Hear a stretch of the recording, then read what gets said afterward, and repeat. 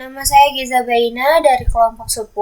Di sini saya akan menjelaskan apa itu perusahaan dagang. Perusahaan dagang itu adalah perusahaan yang melakukan aktivitas pembelian dan penjualan harga barang dengan harga di atas harga pokok agar bisa mendapatkan keuntungan. Keuntungan atau laba kotor didapatkan dengan mencari selisih antara harga jual dengan harga pokok penjualan. Dan di sini ada maksud dan tujuannya adalah memberikan informasi tentang pengelolaan transaksi dalam sistem informasi akuntansi serta hal-hal yang berkaitan dengan sistem informasi dan transaksi. Tujuannya adalah memenuhi tugas mata kuliah sistem informasi akuntansi atau disebut dengan SIA dan menjelaskan tentang sistem informasi akuntansi yang berhubungan dengan akuntan tersebut serta memberikan pengajaran atau pemahaman tentang sistem informasi akuntansi ini. Di sini ada metode penelitiannya. Kami mengumpulkan data dengan cara wawancara dan observasi. Di sini juga ada ruang lingkup penelitian, terus ada sistematika penulisannya. Sistematika penulisannya itu untuk mempermudah pemahaman dan penelaahan penelitian tersebut. Di sini saya akan menjelaskan konsep dasar sistem. Konsep dasar sistem itu mempunyai definisi perusahaan dagang. Karakteristik perusahaan dagang memiliki persediaan produk yang diperdagangkan, lalu kegiatan utamanya membeli, menyimpan, dan menjual kembali produk. Laba diperoleh dari harga penjualan dikurangi biaya pembelian dan operasional. Bisnis dijalankan dalam bentuk pembelian dan penjualan kembali produk tanpa pemrosesan, memiliki titik atau lokasi penjualan baik secara online maupun offline, punya berbagai macam produk yang diperdagangkan. Sistem atau disebut dengan peralatan pendukung itu merupakan alat yang digunakan untuk menggambar bentuk logika model dari suatu sistem dengan menggunakan simbol, lambang, diagram yang menunjukkan secara tepat arti dan fungsinya. Nah, Bank OCBC NISP adalah perusahaan perbankan dan jasa keuangan publik Indonesia yang berkantor pusat di Jakarta Selatan, Indonesia. Bank ini dimiliki oleh sekelompok perbankan dan keuangan Singapura, OCBC Bank. Bank OCBC NISP mulai dikembangkan oleh keluarga Karmaka Surjaudaja dan Lelarati Lukman. Saat ini Bank OCBC NISP berada pada posisi terbesar ke-8 di Indonesia dari segi aset-aset serta sebagai bank tertua keempat di Indonesia. Lalu sejarah perusahaan Bank OCBC NISP ini didirikan pada tanggal 4 April 1941 dengan didasari pada Akta No. 6 tanggal 4 April 1941 dan disahkan oleh Menteri Hukum dan Hak Asasi Manusia, dahulu bisa disebut dengan Menteri Kehakiman. Di Bandung dengan nama ENVI, pada tahun 1972, bank melakukan perubahan nama menjadi Nilai Intisari Penyimpanan atau disingkat dengan NISP, yang kemudian pada 1978 ditetapkan bahwa NISP bukan lagi sebagai singkatan, melainkan sebagai nama resmi.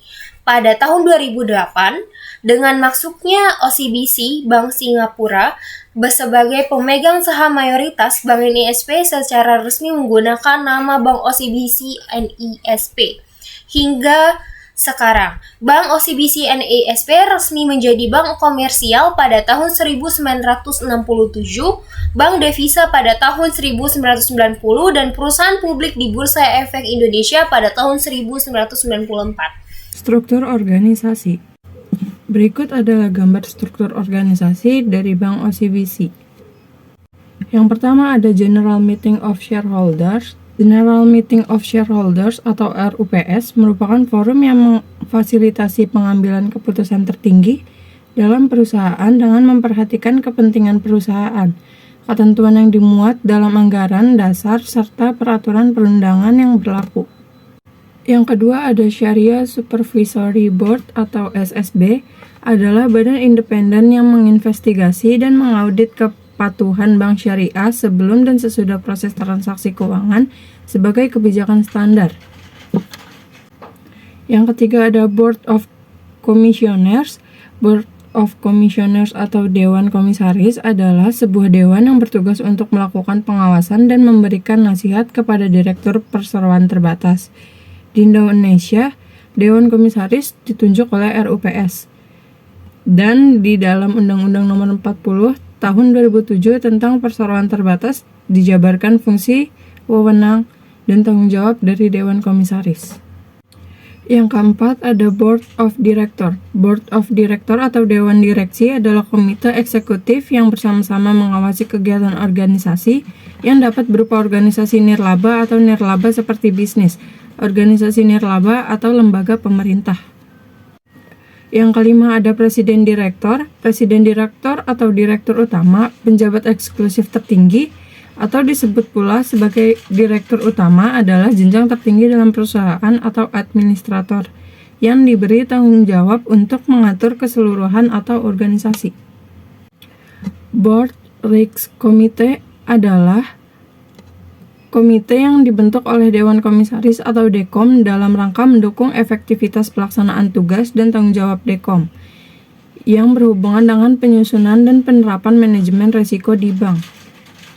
Selanjutnya ada Credit Risk Management Committee. Credit Risk Management Committee atau manajemen risiko kredit adalah kebijakan dan strategi bank yang mencerminkan tingkat toleransi terhadap risiko kredit yang mungkin terjadi pada tingkat keuntungan yang diharapkan. Selanjutnya ada Market Risk Management Committee. Market Risk Management Committee atau RMC merupakan komite yang bertugas untuk memberikan rekomendasi kepada Presiden Direktur dalam merumuskan dan menyeumpamakan kebijakan yang mengevaluasi perkembangan dan kondisi profil risiko serta memberikan saran-saran dan langkah-langkah perbaikan. Selanjutnya ada ALCO. ALCO adalah komite pendukung direksi dengan tugas menganalisa dan mengevaluasi pengelolaan aset dan liabilitas serta pengambilan keputusan yang terkait melalui perumusan kebijakan, strategi, dan sasaran untuk mengelola aset dan liabilitas bank secara terintegrasi. Selanjutnya ada ALCO Syariah. Badan ini biasanya berbentuk tim atau panitia atau disebut komite ataupun dewan khusus. Atau tim ini melakukan kegiatan rutin dan mengadakan pertemuan yang juga diatur secara rutin, misalnya sebulan sekali atau sebulan 2 kali. Berikutnya ada IT Steering Committee. IT Steering Committee atau Komite Pengarah IT adalah sebuah badan atau tim administratif yang dibentuk dari berbagai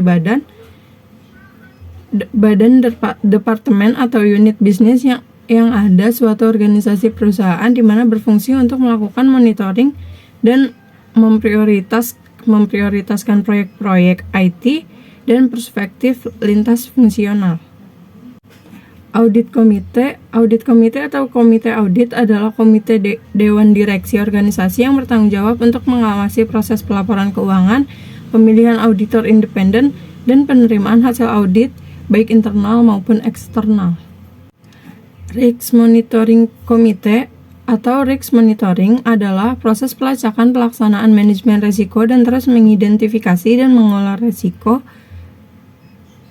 Selain memantau risikonya sendiri, proses risk monitoring melacak dan mengevaluasi keefektifan strategi manajemen risiko. Komite Nominasi dan Remunerasi adalah komite yang dibentuk dan bertanggung jawab kepada Dewan Komisaris dalam membantu Dewan Komisaris untuk menentukan remunerasi masing-masing anggota Dewan Komisaris dan direksi. Selanjutnya ada Komite Etika dan Perilaku. Dibentuk atas dasar sukarela komite di bawah Dewan Komisaris dengan tujuan memberikan nasihat dan pengawasan upaya manajemen untuk mengembangkan dan memelihara budaya perilaku bisnis yang beretika di dalam organisasi dan dalam bekerja dengan pemangku kepentingan eksternal. Pada subbab selanjutnya, ada proses bisnis sistem berjalan.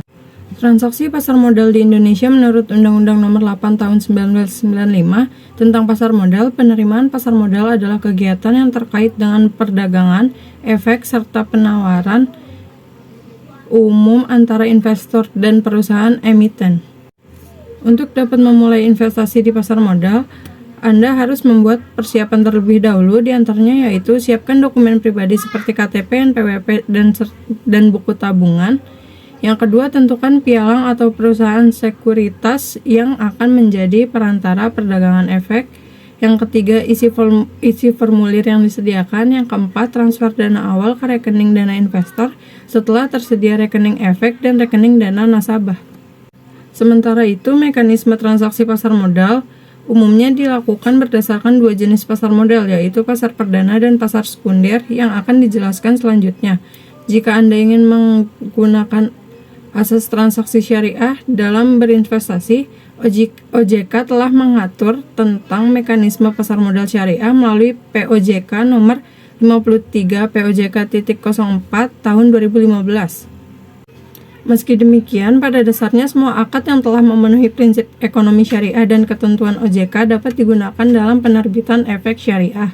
Adapun akad-akad yang digunakan dalam penerbitan efek syariah di pasar modal Indonesia seperti ijarah, istisna, musyarakah, dan lainnya.